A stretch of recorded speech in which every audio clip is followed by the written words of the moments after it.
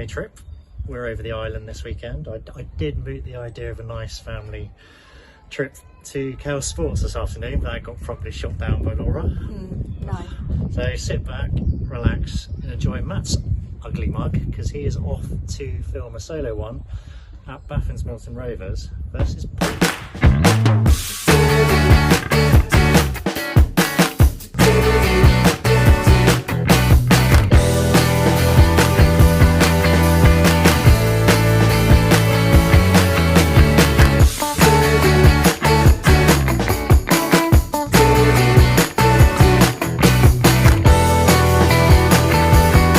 Clubhouse here at Baffins Milton Rovers. It's been done since we last come here. They've got a new function room set up inside as well. No beers on tap, so it's all cans today. So I've gone for a can of, as it's football day, Foster's. £3, that cost me, which isn't too bad. You can get a range of other drinks in there as well. Stock fridge with ciders and stuff in it. Lovely sort of room inside where they've got the trophies and stuff on one side, then they've got that function room on the second side. There's a trophy cabinet, I like to look at that sort of stuff, a bit of history about the club. It's a lovely outside decking set. On a day like this, it's amazing. Loads of people already sat outside having a beer, just waiting for the game to kick off. A really good little clubhouse, definitely worth popping into when you come down to Baffins.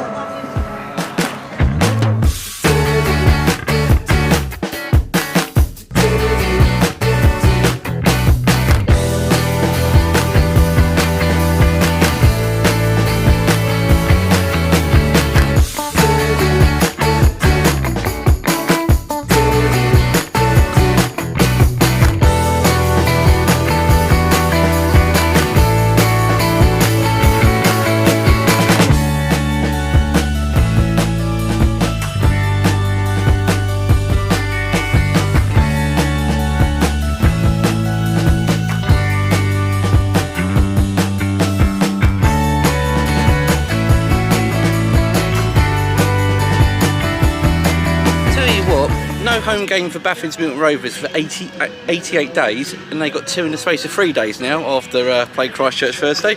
So Baffins Milton Rovers currently sitting 9th in the Wessex Premier League, but they do have 3 to 5 games in hand on their promotion rivals, so there's a lot of catching up to do, and it is so tight at the top at the minute. Their last 3 matches: a 3-1 home win against Christchurch, a 2-1 away win against Hamrick, and a 3-0 away defeat to Sherborne. Their top scorer this season is Lewis Bill. He's got 22 in 32 games, but they've brought in some quality players. Matt's come in with Pete over the summer. They've brought a few players with them from Fleetlands. Connor Messenbird, he's the captain for Baffins. Archie Ford. Then they've got David Smith Alvarez, who we saw at Fleetlands. Got a lot of potential from that young man. Lots of bags of energy when he's on the pitch. And also in goal, Dylan Kramer, one of the best goalkeepers in this division, I think. Agile, very brave when he comes out to collect the ball as well. So it's always good to have that solid goalkeeper behind you. I find when I used to play in defence at a very low level many years ago. But also Harry Sargent's coming from Moneyfields. Harrison Brooks coming on a dual from Portchie. He's got 4 in 12 so far this season. And so has Connor Bailey as well. So it'll be interesting to see who's in that lineup today. And of course, what can you say about club legend Jason Parrish? He's got 88 goals over 2 spells with the club. Always handy to bring on the bench when you need a bit of experience. That's to change the game. Also useful from the start as well, because this is quite a young Baffins side. It's a side that's been built up and definitely in that potential playoff mix. Portland, currently 3rd in the Wessex Premier Division. Their top scorer is of course Greg Borthwick. He's got 19 goals this season. Their last 3 games: a 3-3 home draw against Downton, a 4-1 home win against Hive, and a 2-0 away win against Bemerton. Interesting enough, Portland have only lost once in the last line league games, and who was that against? Laverstock and Ford, when we brought the cameras. I feel really bad. Like I sometimes think me and Craig are a bit of a curse for Portland, because they got these amazing runs. They're pushing handball very close for that 2nd place, and every time we turn up they seem to lose.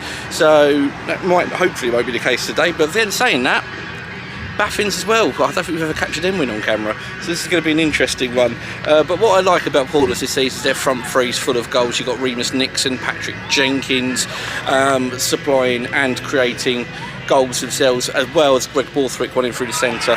But it's a team effort. I mean, Jack Dell's had bang, bags of energy in midfield, and then you've got the defenders like Sam Gadsby and Jamie Cleaver, been really impressive, solid at the back for Portland. Goalkeeper Harry Foden since moved on to Blackford and Langley, so young Callum Stockley's coming in his place. Hasn't really upset Portland's promotion momentum at all. As is standards when doing these vlogs, I always forget we actually do a quiz question now, so I stopped recording during the intro and then realised I have to do it afterwards. The question today is, who is the only Premier League player to have won the Champions League, Premier League, UEFA Cup and FA Cup and be relegated from the Premier League? So who is the only player? And I'll give you a clue, didn't play for Palace. 6 in, number 11, Patrick Jenkins, and on the bench, number 2, Triabello, number 3, Connor Bailey, and win or lose, it's up the Blues!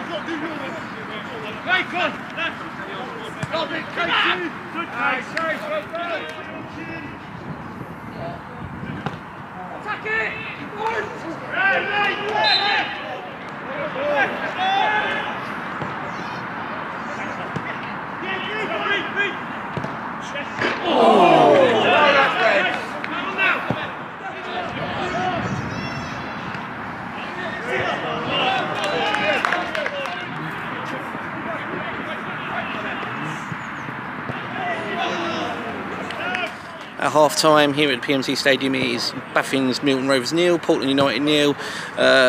Not a lot to speak about in the first half. There's a lot of on-pitch battles going on, particularly impressed with the one between Greg Borthwick up front for Portland against Salford playing centre-back for Baffins. That's been quite a good little battle on the pitch. Other than that, chances have been quite few and far between. Jason Parrish had sort of a half chance that Stockley came out the goal, cleared. Unfortunately for Parrish, he went off quite early on, which is a bit of a big blow for Baffins, but Lewis Bill's come on to he's their top scorer, so like for like. Best chance of the first half fell to Remus Nixon, deflected effort that crashed back off the crossbar, the Baffins goal. Then in midfield for Portland, I've been particularly impressed with Josh Williams. Jack Dell's very tenacious, full of energy. Harvey Wellham's looked really good when he's got on the ball for Baffins. He showed some good touches, but unfortunately he's not been on the ball quite enough for their from their perspective. So let's see what the second half brings. Two teams definitely got the goal diggers curse on us. I've never seen either win at half times 0-0, and I've finished 0-0. You're not going to hear anything from Craig next week.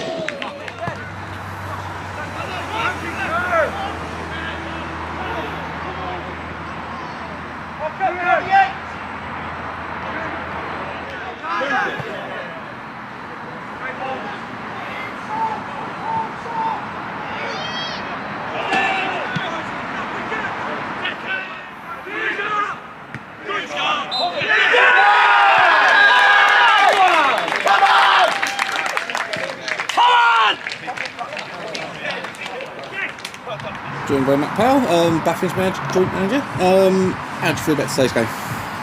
It wasn't the prettiest. It was important we got 3 points and we did it. The effort today was fantastic.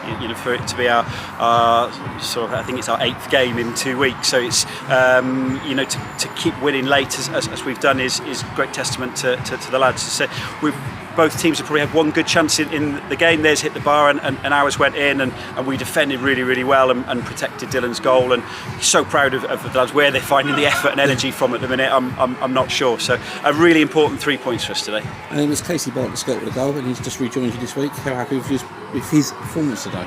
Yeah, Casey was great. That's why we wanted him in. We need some quality, we need some strength in depth and a bit of experience, which he's got. And it was a well taken goal, but it'd be wrong to single out one person. I think with the effort today from the full squad, they were all fantastic. I don't think anyone's had a bad game at all, and fantastic to keep going really at the minute. I don't know where they get their energy from. And you said about the energy levels. Obviously, you're playing now Tuesday, Thursday, and Saturdays. A few thoughts on that? It's not ideal. You've got to get on with it. You've got two options. You can complain or you can win as many games as you like. So we're not going to complain, and hopefully we'll win lots of games. Had a bit of experience of managing and coaching with a fixture pile-up in recent seasons. So we've strengthened early. We've brought strength. We've brought depth in, which is what we need. We've changed people. We dropped a few people out of the squad today who'll come back in Tuesday, and we've just got to get on with it really, and we've done that really, really well. Brilliant, thank you, Tom. Oh, that was a bit of a frustrating game today. Yeah, I think it for both sides. I think it lacked a little bit of quality, and from their side, obviously they've played Saturday, Tuesday, Thursday. So I get it. From us, right there. Yeah, from us, I'm not quite sure where that performance come from, to be honest with you. I said just a minute ago, I feel like it's a little bit of bad luck with you guys turning up. It feels like every time you video us, we lose. Yeah, I don't know what to put that down to, but the one thing I won't question is their heart and their desire. I think we've lost 3 or 4 games in 25. Yeah. We've been on a really good run, and ultimately today we just lacked a bit of quality and didn't do the right things, and then we come unstuck. Well, first off, the best chance actually fell to you guys. Reeves Nixon hit a bar. Yeah. That goes in. Different game. Yeah, look, I think we probably, throughout the game, I think we probably had the better of the chances. I think both teams lacked quality. It was quite a cagey affair, and no one really wanted to take any risks. And like I said, I'm disappointed for my group to not put themselves in their best light. And look, they're disappointed in there, but we're still third in the league, I think, which is an incredible story compared to where we were at the start of the season and last season. So yeah, just proud. I'm not going to go in there and hammer them. That's not what I'm about. But we need to reflect, and we need to look at what we can do better. And finally, it's a lot of games coming towards the end of the season. Sure. How do you feel about that sort of Tuesday, Thursday, Saturday sort of thing? Yeah, look, we're not going to use it as an excuse. These guys have got, I think they've got something like 17 games or something ridiculous left. But of course it impacts the performances, it impacts the quality. You've got Premier League players that are saying that they can't do it. Yeah, people who work every day and then have to travel to a game on a Tuesday and a Thursday, they're allowed to do it. So it does put players at risk of injury, if I'm going to be honest with you. And we've lost 2 big players that are out for the season, and I think we could see that today. And that was the first time that we could see that. So, we don't necessarily have the resources to go and replace like for like. So we've been clever, and hopefully we can add 1 or 2 before the window shuts. I think it's something like the 28th of March, I believe. So yeah, we'll put this one, step it aside, and then hopefully we'll go to a handball on Tuesday night ready to go. Brilliant. And I take it we're banned from the playoffs if you get there. Take it we're banned from fielding. Yes, please do not turn up. Thank you. Cheers, Carl. Thank you. So it finishes 1-0 to Baffins Milton Rovers. It was Casey Bartlett Scott with the goal. Great little finish. Harvey went and played him in, tucked it away past Smalley pretty well. Portland had their chances. Obviously Dylan Kramer kept busy in the Baffins goal, and it was a really solid performance from Baffins. I was very impressed with the wide players, Connor Bailey and Bartlett Scott down the left, and then you had Finn Bellow and David Alvarez Smith down the right, and I think they were really getting up Portland down those channels. So yeah, good performance, lovely little ground. Can't believe it's been so long since we came here, like 2 years ago. So it's nice to be back here. The clubhouse looks really good done up, and what they've done with the pitch and flattened it out, I think that looks nice as well. friendly club. Definitely worth popping back to. And this result today has kind of left the playoffs really wide open in the Premier League, and there's so many teams competing for it. So it's going to make for an interesting back end to the season. Portland, I apologise because every time we seem to film you lose. Coming off a 9-match unbeaten run, so we're possibly banned from Camp Savile, but hopefully we'll get a Portland win on camera at some point. Craig should be back next week. He's on the Isle of Wight, having a family weekend. He should be back next week, and I think we might be doing a new ground, so keep an eye out for that. The quiz question, it was who's won the Premier League, the UEFA Cup, the European Cup, and been relegated in his career, and the answer was Nwangu Kanu. He was a ridiculous player, wasn't he? Absolute baller, I believe the kids say.